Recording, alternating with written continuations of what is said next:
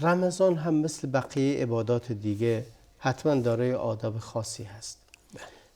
چه آدابی رو در این رمضان باید رعایت کرد؟ حالا احکام رو به جای خود خواهیم گفت، ولی قبل از اون چه آدابی رو باید رعایت کنیم ما که در رمضان هستیم و شروع شده ماه مبارک رمضان و هفته هم ازش گذشته؟ بله، طبعا انسان هر عبادتی که باشه میبایستی خودش رو مهیا کنه، آماده کنه برای انجام اون عبادت. اون عبادت معمولا دارای مواصفات خاصی است و برنامه‌های خاصی است که طبعا انسان بر اساس اون میبایستی ازش استقبال کنه و به استقبال اون بره. حالا که الحمدلله مدتی از اون گذشته. البته ببینید این که انسان خودش رو برای این عبادت مهیا کنه، آماده کنه، اون رو اهمیت بهش بده. یعنی هر عبادتی به اندازه حالا مهم بودنش و به نیت فرض بودنش. میدونیم که روزه خودش رکنی از ارکان اسلام هست و طبیعی است که انسان میبایستی سعی کنه که به نحو احسن اون رو انجام بده، زیرا که یعنی اصل اسلام هست داخل و فرع نیست.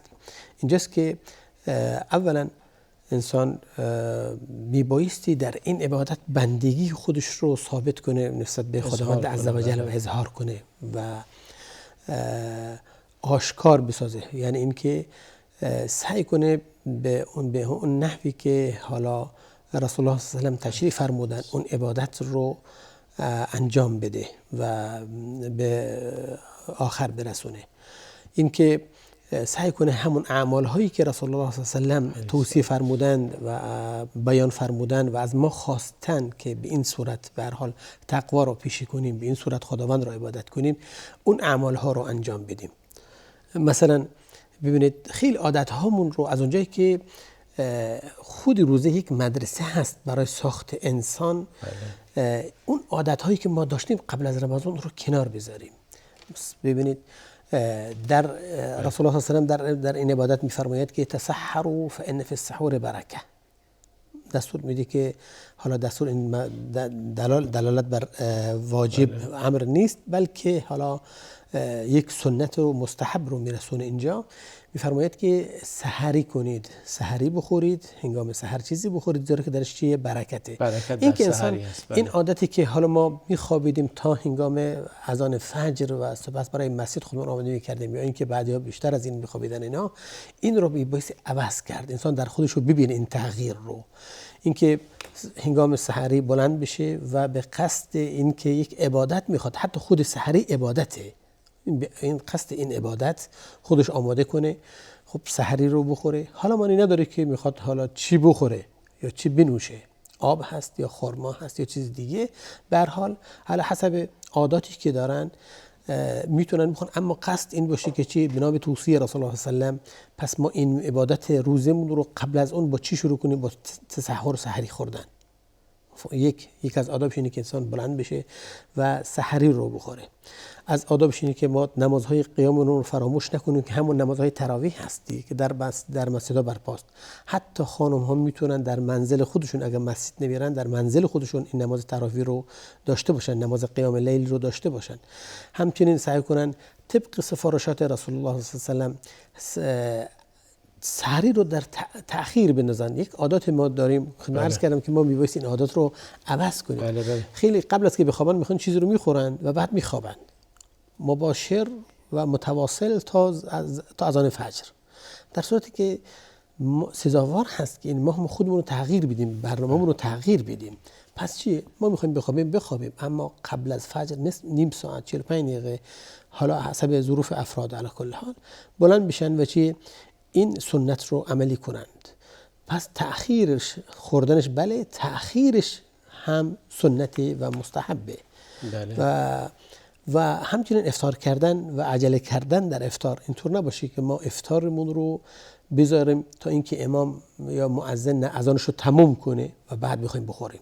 این در بعضی اماکن یا در بین بعضی از افراد این سنت وجود داره. متاسفانه این روش وجود داره که خلاف سنته، بلکه به مجرد غروب آفتاب دیگه وقت رمضان، وقت روزه رفتن تمام شده و سنتی که انسان چیکار کنه؟ بخوره. از آدابش اینه که ما مستحب اینه که چیکار کنیم؟ به مجرد حالا غروب کامل خورشید باید چی بشه؟ روزه رو خورد. مستحبه. چی یعنی بکنیم؟ همین که وقت داخل شد دیگه روزه تموم شده و باید حتما افطار کرد. بله. در اینجا اگه کسی بخواد روزه رو متواصل کنه، یعنی روزه امروز رو به روزه فردا وصل کنه، هیچی نخوره. بله. امروز از آن گفته چیزی نخوره تا میرسه به سحر هم چیزی نخوره و روز بعد رو شروع کنه. بله. این نهی شده درش. در اصل نهی. این نهی تحریم هست یا کراهت؟ نه، حالا بر حسب آرای فقها اما این نهی کراهته. بله. اون چیزی میگن کراهته، اما در اصل نهیه.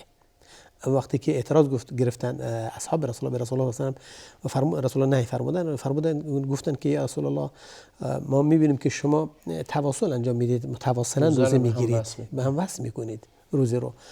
فرمودن من مثل شما نیستم. ان ربی یطعمنی و یسقینی. من خدایم الله را به من چیه؟ طعام و شراب میده. یعنی اون لذتی که از ذکر و اوراد و تسبیحاتی که انجام میده رسول الله هم احساس به هر حال لذت میکنه و احساس اشباع میکنه. به هر حال ما مثل ایشون نیستیم. این بود که به هر حال یه نوع نهی هست که بهتره که انسان این کار رو انجام نده. اولویت اینه که اون چیزی که رسول الله بهش تشویق فرمودند ما رو اون رو انجام بدیم. این افتر وقت. این که چه باشه هنگام فطور باز از آداب اون روز هست که رسول الله در حدیثی است که رسول الله صلی الله علیه و سلم هنگام سحر افطارشون رو با رطب شروع می‌کردن. اگر نبودن خرما. یعنی چیزای شیرینی باشه. اگر نبود آب. اگر نبودم آب. این هم بله. این از آدابی است که به هر حال هست. همچنین قرآن خوندن رو فراموش نکنید، مذاکره قرآن، صدقه دادن، اذکار، ذکر کردن و انسان در حالت عبادت به سر بردن در این ایام، همه اینها از آدابی است که غیر از افطار و غیر از افطار و سحری که اشاره فرمودید، آداب دیگری در این وسط هست، آدمی هست که باید اون رو انجام بدید. ببین قرائت قرآن، تواصل قرائت قرآن از آداب یک روزدار اینایی که به اسم آداب میبریم، یعنی مستحباتی هستن که تشویق شده به انجامش. بله. اینا چیزی است که حتی رسول الله صلی الله علیه و آله خودشون در این ماه بیشتر انجام میدادن از سایر ایام. بله. و قرآن خوندن رسول الله صلی الله علیه و آله جبریل برشون نازل میشد و قرآن رو ختم میکردن در این ماه. از اول قرآن شروع میکردن تا آخر قرآن. صدقه دادن، رسول الله صلی الله علیه و آله از همیشه اهل کرم بودن و اکرام داشتن، صدقه میدادن، اما در ماه مبارک رمضان بیشتر از هر وقت این صدقه رو به هر حال میدادن و خصوصا زمانی که جبریل امین باشون ملاقات میکردن برای مراجعه قرآن و تلاوت قرآن، دیگه تشبیه کردن به باد متواصل، ریح مرسله. بله. که اینقدر رسول الله صلی الله علیه و آله یعنی در صدقات سبقت میگرفتن از دیگران. این جزء آدابی است که یک روزه‌دار باید داشته. همچنین ببینید استاد، از آداب روزه، از اونجایی که حالا شاید در حکمت و اسرارش اگر باشه صحبت خواهیم کرد، اینه که انسان سعی کنه خودش رو بسازه. یعنی از حالا بهتان زدن، دروغ گفتن، غیبت کردن، نمامی کردن، اینها رو خودش چیه؟ دوری. این برای همیشه حرام هست. اما انسان که زمانی که در یک عبادت باشه، دیگه نه تنها ببینید، اگر شما توجه که فرموده باشید، میگیم روزه، کلمه صوم در لغت عربی یعنی به هر حال خود رو نگه داشتن، دست نگه داشتن، انجام ندادن، بازداشتن خود از کارهایی که بده یا باعث ابطال روزه میشه. این معناش هست. در اصطلاح شرعی هم همینه. یعنی این که ما چیکار خودمون رو باز داریم از این که چیکار کنیم دیگران رو غیبت کنیم، دروغ بگیم، کارهای بد انجام بدیم. نه تنها خوردن و نوشیدن هست بلکه روزه همین اخلاقیات هم هست داره. نه فقط عملی هست که ما نخوریم و ننوشیم و مقاربت انجام بدیم. چرا این رو باید در اسم آداب بیاریم در حالی که اینا همه ترکشون واجب، فعلشون محرمه، ولی شما فرمودید در جمله آداب رمضان میارید از اینکه آداب رمضان فرمودید که انسان دروغ نگه، انسان بد نگه، فحاشی نکنه، ظلم نکنه، ستم نکنه. احسنت. سوال جالبی است استاد. ببینید از اونجایی که این فعل اگرچه حرام هست، حتی در غیر از زمان روزه حرام هست، اما فعل این باعث ابطال ظاهر روزه نمیشه. اینطور نیست که اگه کسی حالا دروغ بگه یا کسی غیبت کسی رو کنه یا اینکه حالا نمامی کنه خدای نخواسته، حکم فقهی روزه رو باطل نمیکنه. روزه از لحاظ فقهی درسته، اما اینکه اجرشو از دست میده حرف دیگری است. اینجاست که میگم که جزء آداب هست که انسان آداب یعنی برش واجب هست. آداب همش مستحب نیست، تنها مستحبات نیست بلکه واجباتی هم هستن. پس لازمه که این کار رو انجام نده. از اونجایی که چنانچه فرموده بنا به رأی فقهی این عبادت ابطال نشده، باطل نشده، پس حالا جزء ارکانش به حساب نیومده بلکه جزء حال آدابی است که یک روزدار میبایستی داشته باشه، به خودش بگیره. این حدیثی هست که میگن رسول الله علیه السلام برگشتن خونه و به یکی از امهات مؤمنین که گفتن ما روزه، گفتن نه شما روزه نیستید. بله. شما روزه نیستید، شما داشتید گوشت فلانی رو میخوردید. بله. در یک حدیثی در ترغیب و ترهیب باز آوردن، حالا در این قضیه حالا اونجا به صورت مجهول بود البته. گفت که دو تا زن بودن، حالا صحبتایی میکردن، گفتن روزه هستن، رسول فرمودن اینها روزه نیستن. اونها از چیزی که حلال هست خودشون حرام کردن، از چیزی که حرام است به اون افطار کردن. و حتی در مابقی حدیث آوردن که رسول الله بهشون گفتن که دستودن استقاء کنن، یعنی ارجاع کنن و اون چیزی که خوردن بیرون بیارن به هر حال و استفراغ کنن و همین عمل رو انجام دادن و خیلی به هر حال خون و اون چیزهایی ازشون خارج شد و استفراغ کردن. یعنی این که غیبت کردن خداوند وصف کرده مانند خوردن گوشت برادر مسلمان است. بله. فرمودن رسول الله فرمود که اگر استفراغ نکرده من همین شی اونها را در آتش جهنم غوطه بر می‌ساخت. بله. او کما قال صلی الله علیه و هدف سوال بنده روی محور یه نقطه است و اون که فرمود شما روزه نیستید. بله. این چه تفسیری ازش میکنید شما؟ در مورد کسی پیامبر فرمود که غیبت کرده بود. بله. یعنی اونا واقعا از لحاظ فقهی روزه بودند، غذا نخورده بودند، آب ننوشیده بودند، مقاربت نداشتند.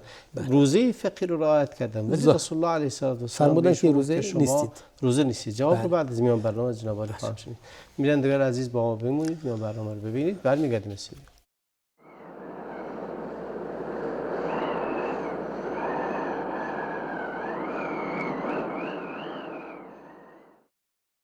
با سلامی دوباره خدمت شما بینندگان عزیز.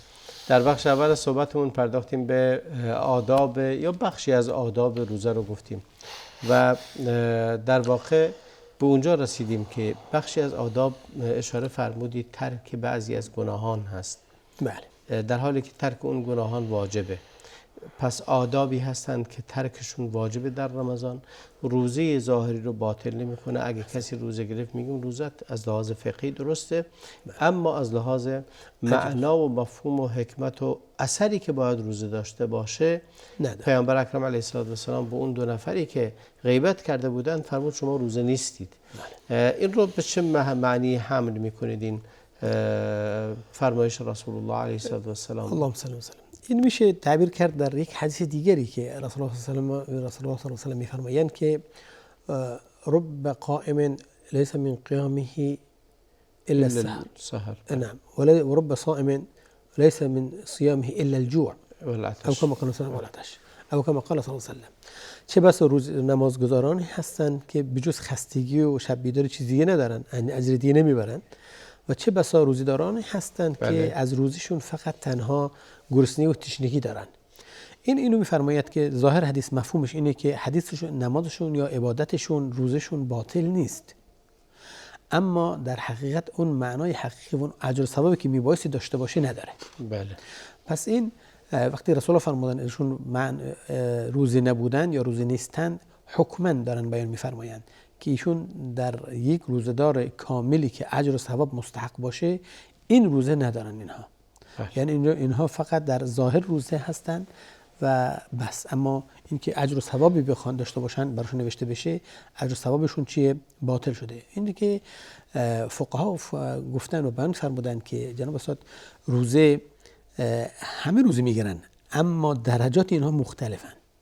ببین هر کسی به اندازه تقوایی که پیشه میگیره در این ماه، در این رمضان، اجر و ثوابش به اون اندازه هست. حالا یکی کلا یا میگیم که فقط 10% از منهیات پرهیز میکنه همون ثوابش رو میبره. کسی که 90% پرهیز میکنه 10%ش فقط شاید قلقش داشته باشه، به عنوان مثال 90% اجرش رو میبره. کسی شاید حالا میان باشه 50% باشه، اینجاست که اینم ثواب 50%ش رو میبره. همه روزا هستن در ظاهر حکما همه روزه هستن، حکم شرعی ظاهریش همه روزه هستن، اما در اجر و ثواب اینا با بعضی هیچ مختلفن. اجری نمیبرن، فقط خستگی و گشنگی و تشنگی براشون. چون که حدیث فرمودن. بله همونطوری که در حدیث اشاره فرمودید و پیامبر فرمودن. بله. آیا همه گناهان بله اجر روزه را کم میکنند یا گناهان معینی هست که این تاثیر رو داره؟ مثلا در اون حدیث غیبت رو فرمود. آیا فرض کنیم، مثال عرض میکنم، نگاه کردن به نامحرم هم همین معنی رو داره، دروغ گفتن هم همین معنی رو داره، خلاصه ضایع کردن وقت هم همین معنی رو داره؟ بله.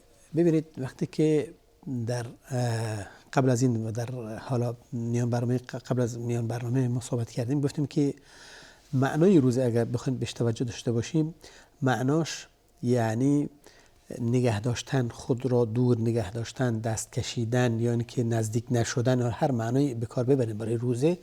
روزه یعنی این معناش این نیست که انسان فقط حالا به هر حال گرسنگی و تشنگی رو بذاره کنار، یا شهوات حالا جنسی رو بذاره کنار، دیگر ازش آزاد هست. نخیر، روزه معناش اینه که ببین لعلکم تتقون فرمودند. بله. قرآن این که تمام اعضای بدن از اون داره تبعیت میکنه، چشم، گوش، زبان، دست، پا، تمام اون چیزی که انسان به هر حال داره در اصل، یعنی ببین به طور بخوام خیلی خلاصه بشه اشاره کنم استاد، یعنی مواظب بودن از هر گونه اعمالی و اون رو خداوند را ناظر عمل خودش بدونه، طبق اون حدیثی که اعبد الله كأنك تراه فإن لم تكن تراه فإنه يراك. در این صورت یعنی عبادت خدا کن مثل این که داری خدا رو میبینی، در جلوش داری کاری انجام میدید.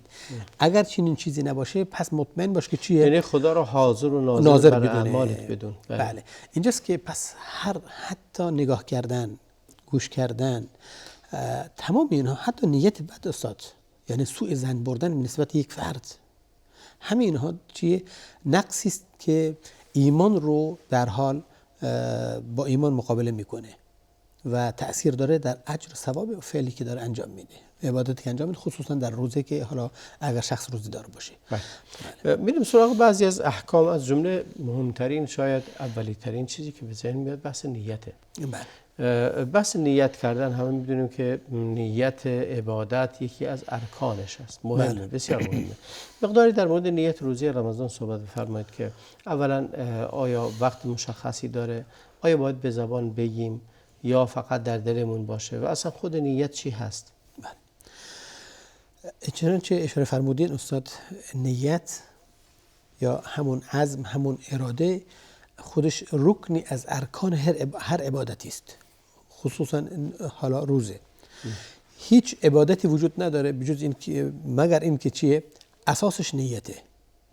معناش اینه استاد، اگر بخوایم یکم توضیح بدیم این در این باره، یعنی کسی که کاری انجام میده، اگر این کار بنا به شعور و درک این باشه که خداوند بهش دستور داده، شریعت بهش گفته، پیامبر بهش بیان فرموده براش، هر به این قصد داره انجام میده، یعنی به عنوان یک وظیفه بخواد این کار انجام بده، این میشه نیت و این میشه فعلش، میشه یعنی عبادت. در واقع نیته که باعث میشه که عبادت رو از عادت جدا میکنه، از اهداف دیگه جدا میکنه. چه قصدی داری با نیت هست که این جدا میشه. مثلا در مورد روزه رمضان یک کسی میخواد رژیم بگیره، با کسی که میخواد روزه بگیره تفاوتشون در نیته. همون شخص امکان داره مدتش هم طولانی تر چی بگیره، امتناع کنه از خوردن و آشامیدن و بقیه چیزایی که ممنوعه. بله کاملا درست فرمودید. تمام عبادت ها همینطوره. غسل زدن، شما فقط روز نماز رو نگاه نکنید که حالا نماز حرکاتی است که شاید که دیگران به اون صورت، به اون شیوه نداشته باشن، اما همچنان که اشاره فرمودید روزه دوش گرفتن یعنی غسل کردن مثلا و تمام عبادت هاست. بله دقیقاً، یعنی کسی همینطوره. میخواد خودش رو تمیز کنه، جونش رو بشوره، بله. یا خنک کنه بدنشو، بله با خودش کسی که میخواد غسل کسی کنه غسل در نیت تفاوت داره. فقط تنها در نیته، همون دوش گرفتنه. چیزی دیگه که حالا براش واجب باشه نداریم ما. همون دوش گرفتنه. اما اینجاست که این با نیت میره، میدونه که حالا این کاری که داره انجام میده شریعت بهش دستور داده، طبق دستور شریعت داره انجام میده، پس میشه عبادت. عبادت میشه، نه تنها طهارته. طهارت هست، عبادت هم هست، یعنی ثواب داره. اما بعضی موقع نیت نداشته باشه، بخاطر از همینجا فقها، حالا مسئله فقه هاست که میگن که اگر کسی غسل براش واجب بشه استاد، فراموش کنه طبق عادتی که داره سر کار میخواد بره دوش میگیره، رفته دوش گرفته از کار رفته، اصلا فراموش کرده بوده که غسل براش واجبه، خب این غسلش به جا نیومده، یعنی چون این عبادت انجام نداده. ببینید فقط تصمیم نداشته، فعلا انجام داده، موجبم صورت پذیرفته، یعنی صورت گرفته. بله. یعنی واجب بوده که انجام بده اما فراموش کرده که نیت کنه. پس نیت در اصل همون بعد معنوی یک فعل هست که عادت رو، چون اشاره فرمودین، عادت رو با عبادت رمزی جدا میکنه. خب این نیت، یعنی کلمه نیت آیا بله. معنی مقصود اینه که به معنی قصده؟ بله. نیت یعنی قصد، نیت یعنی اراده، نیت یعنی تصمیم. نیت یعنی همون مقصدی که شما دارید از این فعل. اگر مقصد طهارت تنها باشه یا مقصدت انجام فعلی باشه که به دستور دادند. اگر ببین همین دنبال داره استاد، وقتی که نیت عبادت باشه یعنی که شما مکلفین، شما بنده هستین که میخواد دستوری را به جا بیارین. درسته؟ میخواست از لحاظ فقهی جدا کنیم بله. از هم. یعنی کسی که مثلا الان میخواد میره داخل حمام، بله، میخواد خلاصه دوش بگیره، بله، اگه تو دلش قصدش این باشه که قصدم اینه که میرم غسل میکنم، بله، این براش حسابه؟ بله کاملا براش حسابه و کافیه. آره خودش آماده به قصد غسل میره داخل، ولی وقتی رفت داخل فراموش کرد به زبان بگه، یا فراموش کرد حتی به دلش هم بگه، ولی قصد اولیش همین بوده، یعنی خودش آماده کرده به قصد غسل میره داخل حمام. بله. اما دیگه بعد اون دیگه ذهنش مشغول خیال بافی یادش میره. یه مسئله خیلی ریزی هست در اینجا استاد، ما توجه کرد، بسیار جالب است که حالا برنامه ما اینو بشنوند. ببینید تمام عبادت ها به جز روزه نیت میبایستی با فعل، با مباشرت، بله، یعنی مواصل باشه. متوجه استاد؟ این همون فراموشی وسط افتاده دیگه. در اصل وقتی که نیت داره غسل میخواد بکنه، حالا میخواد زیر دوش بره، وقتی در این فکر هست یا در قصدش همین بوده، حالا برای این نیت کلی است البته. خب رفته حمام برای چی؟ برای واجب دیگه، غسل واجب. حالا مسواک زده، خودش آماده کرده، یه وضوئی گرفته، بعد رفته زیرا نگفته حالا من نیت کردم که مثلا غسل واجب فلان و به زبان نگفته، به دلش هم اما اصلش اینه که حالا این نیت، این در اصل این نیت استصحابی هست. خب نیت استصحابی هست یعنی همراه این داره تا آخرش نیت داره، برای همین رفته. بله. این که انسان باید یکم توجه داشته باشه، اینطور نکنه که حالا ساعت اول بگه، همون اوایلش رو بگه که من میخوام حالا یک غسل واجب انجام، بعد حالا مشغول کار خودش بشه، بعد کلا فراموش کنه طبق عادتش دوش بگیره. اما وقتی که اون رو عادت نداره، اما اون چیزی کسی که اون چیزی که اون رو وادار کرده به حمام کردن همون موجبات غسل بوده که به هر حال بوده، اینجاست که ان شاءالله که این قبول هست و مانی نداره و این همون نیت، همون تصمیم، قصدی که داشته نیتش. حالا برگردیم به روزه. در مورد روزه، حالا این در خاطر توضیح معنی نیت بود. بله. که هدف از نیت که میگیم باید نیت کنه، باید قصدش این باشه. بله. الان میگیم روزه رو چطوری نیت کنن؟ بله. نیت روزه استاد، وقتی که گفتیم نیت یعنی قصد، یعنی تصمیم برای انجام فعل، این که فرد میدونه ایشون مکلف هستن شرعاً که این فعل رو انجام بده، یعنی اون عبدی است، بنده است، مکلف هست که اون چیزی دستور دادن انجام بده، دستور رو چیکار کنه؟ اجرا کنه. این همون نیت هست و این کفایت داره. نه حالا اگر مکلف نبود، بچه‌ای که هنوز مکلف نیست، انسانی که عقلش کامل نیست، بله، مکلف نیست، کسی که تکلیف شرعی به عنوان مکلف نداره ولی نیت روزه میکنه، چطوری نیت کنه؟ این استثناء البته. خب نیت ببینید، اگه بگیم که نیت مستحباتش رو بخوایم بگیم که چه نیتی هست، ببین نیت این که فرد بدونه که رمضان هست براش واجبه. پس روزه ماه مبارک رمضان براش چیه؟ معین هست. این باید این شعور رو داشته باشه، این درک رو داشته باشه که الان رمضان هست و اون مکلف است به انجام دادنش. این کفایت داره. حالا کسی که استثناء ببینید افرادهایی که ممیز نیستند، افرادی که حالا ممیز هستن ولی بالغ نیستن، ما بالغ نیستن، بله، اینا ما بهشون یاد میدیم که فردا روزه هست و باعث روزه بگیریم، تا این حد کافیه. این کفایت داره. یعنی اگر به قصد روزه فردا رو دیگه شروع کردن به نخوردن و نیاشامیدن تا غروب آفتاب، بله، به قصد اینکه روزه میگیرم، بله، همین کافیه براش؟ همین کافیه. چون وقتش دیگه داخل شده رمضانه. به هر حال فردا اگر روزه بگیری غیر رمضان که نمیشه. رمضانه. بله. این مبحثی است که ان شاء الله میخوایم در بپردازیم. البته رمضان دیگه گنجشی هیچ عبادت دیگه نداره. ایشون میدونه که رمضان هست واجبه، این کفایت میکنه. اما اینکه برای اینکه استثناء گفتیم نیت هر چیز رو باید با فعل با بشارت داشته باشه. بله. در رمضان استثناء است، زیرا که مشقت وجود داره، سختی است که انسان حالا باید شب منتظر بمونه، یا اینکه بالاخره قبل از فجر باید بیدار بشه، در منتظر باشه قبل از فجر نیت داشته باشه بخواد، مثل نماز مثلا. این واقعا مشکله برای امت، واقعا مشکل. این بود که اینجاست که رحمت الهی شامل حال ما مسلمانان شده علی کل حال، که گفتن زمانش از بعد از عشاست یا از بعد از مغرب هست تا فجر، یعنی در شب. نیت در شب باشه. شب باشه. شما شب تصمیم یعنی داشته باشید. شب از غروب آفتاب شروع میشه تا طلوع فجر. تا طلوع فجر. شما فقط در هر یک لحظه تصمیم داشته باشین که حالا من فردا ان شاءالله روزه هستم. فردا روزه هم دیگه. در هر لحظه از شب. در هر لحظه از شب. بله. اگه در دل قصد داشته باشه که فردا رو روزه بگیره، این نیت نیت باشه. بله. برای توضیح همین مطلب برمیگردیم، میریم سر بیرون میزنیم و برمیگردیم.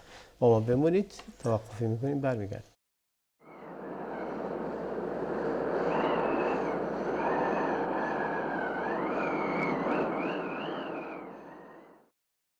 با سلامی دوباره خدمت شما بینندگان عزیز.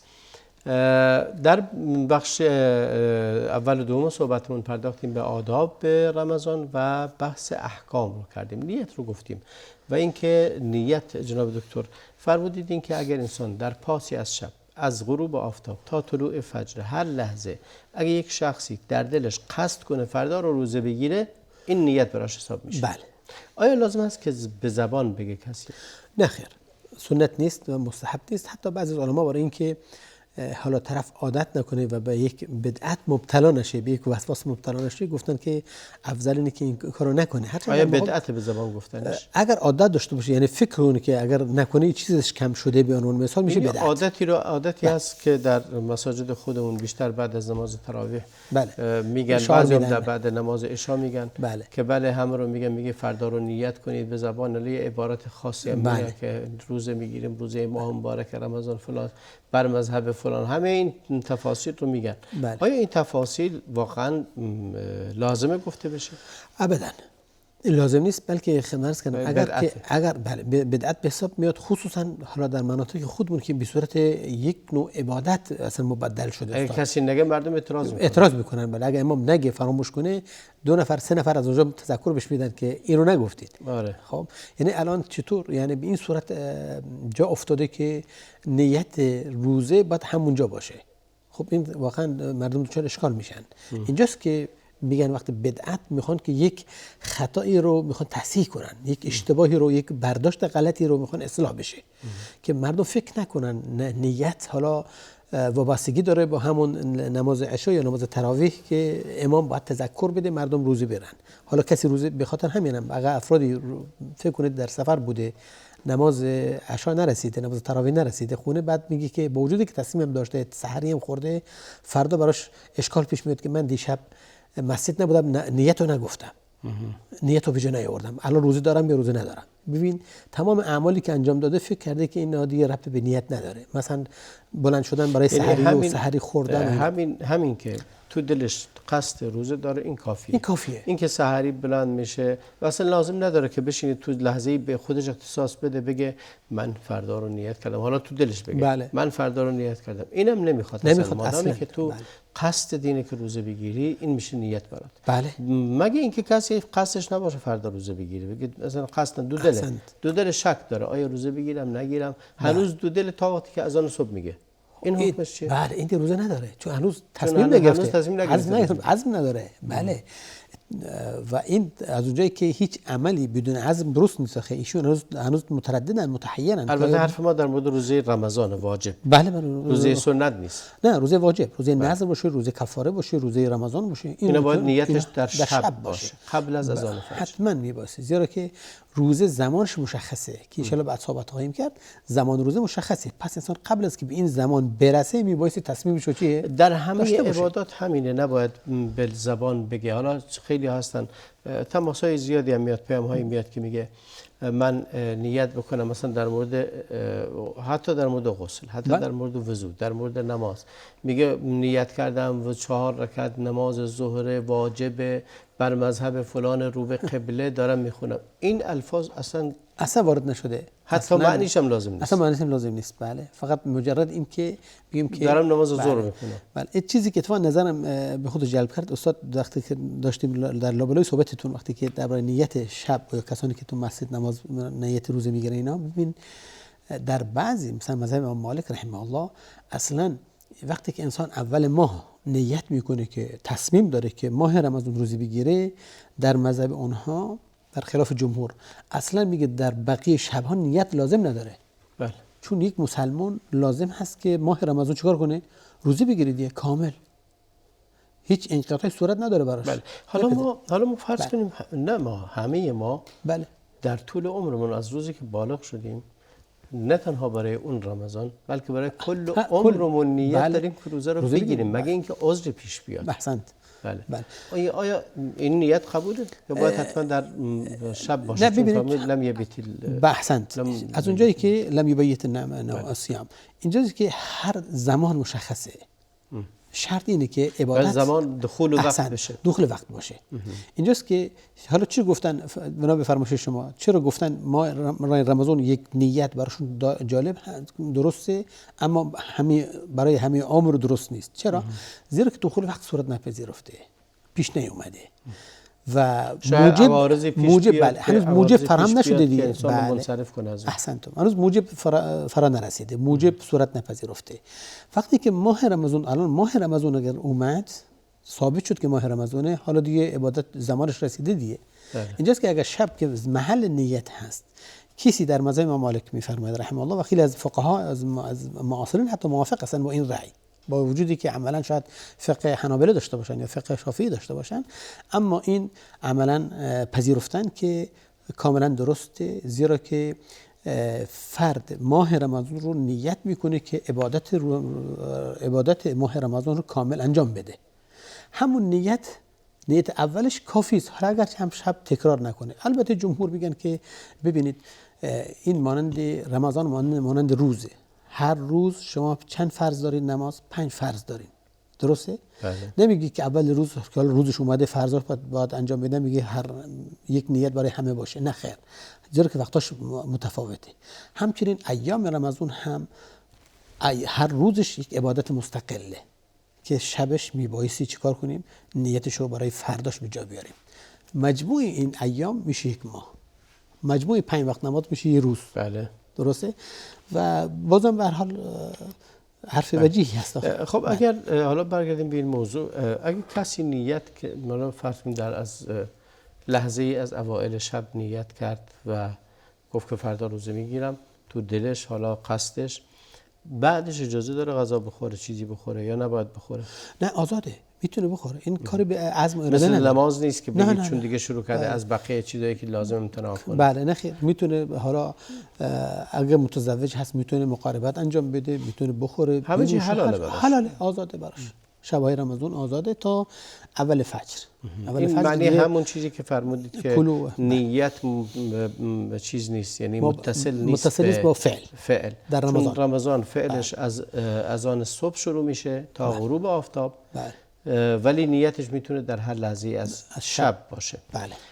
و فرمودید که اگرم نیت کنه، ابتدای ما نیت داشته باشه برای کل ما، همین نیت کافیه در نزد امام خیلی از مالک و اکثر فقها، مجتهدین فقها. بله. و اما اگر هر شب هم به تنهایی نیت کنه خب بهتر هست. اینکه در خلاف جمهور بله هم یعنی خلاف رو کنار زده کلا. میایم سراغ این که برای بچه‌هایی که کوچیکن آیا به سن تمیز رسیدن تشخیص میدونن خوب و بد رو میدونن، نماز میخونن، روزه هم میگیرن، نیت اینها چگونه خواهد بود؟ این فقط بهشون بگیم که تفاوت نمیکنه، فقط بهشون بگیم که تا اینکه به هر حال عادت کنن و دیگه یاد بگیرن و عادت کنن. نیت مهمه. بله نیت اصله. بعد بگیم که حتما شما تصمیم داشته باشید که فرد روزه هستین دیگه، همین کافیه دیگه، لازم به گفتنش چیزی. یه چیزی که برای من و شما هست میگه که همون برمیگرده به شرایطی که یک روزه‌دار باید داشته باشه، یعنی سر عقل باشه. بله. خب سر عقل باشه که ازش پذیرفته، یعنی بدونی که برای الان روزی که میخواد بره روزه ماه مبارک رمضان هست که براش واجبه. یعنی شعور اینطور نباشه که کسی به هر حال یک حالتی قرار گرفته نمیدونه که حالا چه عبادتی میخواد انجام بده. اینطور متحیر نباشه. مهمی اشاره کردید و سوال خیلی از بینندگان هم هست، اونایی که مبتلا هستند. واقعا من این سوال رو برام اومده، سوالی از بینندگان عزیز که انسانایی هستن که اهل عبادتن ولی معتادن. بله. چون در جامعه ما وقتی که میگین کسی معتاده به دیده خیلی بدی بهش نگاه میشه. درسته اعتیاد بده، ولی این آدم به هر حال معتاد شده، ولی میگه نماز میخونم، روزه میگیرم، زکات میدم، ذکر و تسبیحات و تلاوت قرآن دارم. میگه آیا اینها از من پذیرفته است؟ این یکی. دوما اگه اعتیاد داره، حالا بعضی از شبها رو مثلا امکان داره که معتادن دیگه، نشه هستن، بعضی وقتا نمیفهمه چی میگه. بله. آیا نیت اینها چگونه خواهد بود؟ یا کسی که مسته؟ بله. ببینید الان من در لابلای صحبت شما دو سوال رو به هر حال فهمیدم. یک سوال این که آیا امکان داره یک اهل عبادت باشه و به این مسئله هم روی آورده باشه؟ این یک. سوال دومشون باز این که کسی در این حالت نیت داشته باشه، نیت فعل داشته باشه چی هست؟ حالا ببینید اولا قسمت شاید همون دومش من بگم خدمتتون که این طبیعی است. ببینید بعضی موقع خیلی افرادها مؤمن هستن نه تنها مسلمان هستن، مؤمن هستن، حالا ایمانشون کامل نیست، نقص هست، یعنی به محرمات روی میارن. همچنین ما داشتیم در زمان صحابه هم داشتیم، خیلی صحابه بودن رسول الله صلی الله علیه و سلم شهاده این که محب الله و رسولش هستن هست داریم، اما یه مدمن خمر بودن. درسته؟ مدمن خمر بودن. این برمیگرده به خودش استاد. اینطور نیست که حالا دیگه تمام عبادتاش دیگه بگیم که حالا دیگه تمام شده، نابود شده، ازش پذیرفته نیست، زیرا که ایشون مرتکب یک گناه دیگه دارن میشن. نه خیر، هر چیزی در جای خودش، هر چیزی در محل خودش. احتمال داره که انسان مسلمان هم باشه، مؤمن هم باشه، فلان هم باشه، اما متاسفانه به یک عادت بدی به هر حال حالا مبتلا شده و این هست. پس این وجود داره. اینطور نیست که حالا یک عادت بد داشتن دیگه بگیم که کلش رو داره چیه فاسد میکنه و اثر همه عبادتاش از بین میبره. چنین چیزی نیست. پس مؤمن اشتباه هم میکنه و مرتکب خطا هم میشه. این اولا.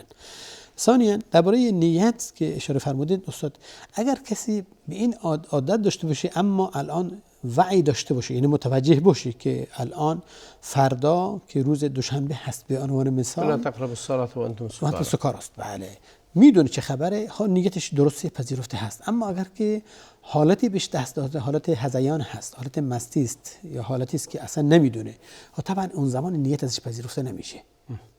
خیلی نکته خیلی ظریف و جالبی هست در این آیه که فرمود انتم سکارا. کسی هست که عادت کرده به مشروب خواری، مست نمیشه. بله. زیاد هم میخوره باز مست نمیشه. بله. این انسان آیا وقتی که حالا خورده ولی همه حالا خورده ولی مست نمیشه، بله. آیا نماز رو باید بخونه؟ بله، نمازش که حتما میباسی بخونه اگر چون سر عقل مس نشده. مس نشده مانی نداره بایستی بخونه حتما واجب نیت هست. روزش هم درسته. بله. نیتش هم درسته، نیت نمازش هم درسته. بله. ببین اون چیزی که تضاد داره حالت اغمایی که به وجود میاد، اون پوشش که برای عقل به وجود میاره، حتی اون تعلموا ما تقولون. حتی تعلموا ما تقولون اصلا باید حواسش باشه چی میگه. بله چی میگه و داره چه کار میکنه. این چه کاری داره انجام میده. این شرط، یعنی ادراک و شعور شرط صحت هر عبادتی است. جالب. تا زمانی که این ازش فقدان نشده، فقد نکرده، در مورد اعتیاد هم همینطوره. اعتیاد هم همینطوره. مادامی که میدونه چی میگه، تصرفاتش تحت کنترل خودش هست، نمازش درسته، از لحاظ فقهی الا قبول اینا دست خداست، کسی نمیدونه. بله. و روزش هم درسته، نیتش هم درسته. در همین مسئله کاملا درست فرمودین استاد. معذرت میخوام درست فرمودین. در کل حال یک مسئله که هست، ببینید بعضی میگن که ما شنیدیم که میگن کسی که شراب خورده باشه 40 روز عبادتش درست نیست، نمازش درست نیست، حالا نماز بخونه یا نخونه. این سال زیاد معمولا مطمئن برای شما در قسم فتاوای همون هستید، بازم براتون پیش میاد. ما یک دقیقه بیشتر وقت نداریم. فقط معذرت میخوام، به هر حال یک دقیقه چند ثانیه شما رو میگیرم. این که نماز حتما میباسی بخونه، این که قبول میشه، قبول برمیگرده به الله متعال و در حدیث است که طبعا پذیرفته نمیشه، معنی اما در صحتش و در سقوط واجب برش حتما میباسی. چون اگر نخونه گناه دو تاست. بله، گناه نخوندن داره، گناه نخوندنش هم داره، گناه خوردنش هم هست. از لحاظ فقهی هم باید قضا کنه اونها. بله 100%.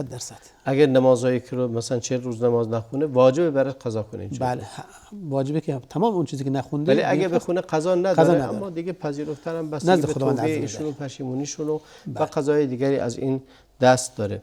پس همه باید روزه بگیرند، حتی اونیم که یعنی گناه رو ذریعه‌ای نکنند، وسیله‌ای نکنند که بگن ما پس اهل گناهیم، عبادتمون پذیرفته نیست، پس بهتر از این که نخونیم. بله.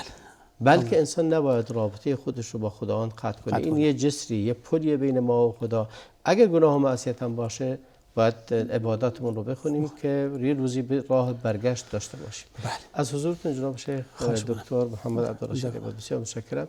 و شما بینندگان عزیز که این لحظه با ما بودید بسیار متشکرم. به پایان برنامه امروز رسیدیم. تا برنامه دیگر و هفته دیگر همه شما رو به خدا بزرگ می‌سپارم. و صلی الله و بارک علی نبینا محمد و علی آله و صحبه اجمعین.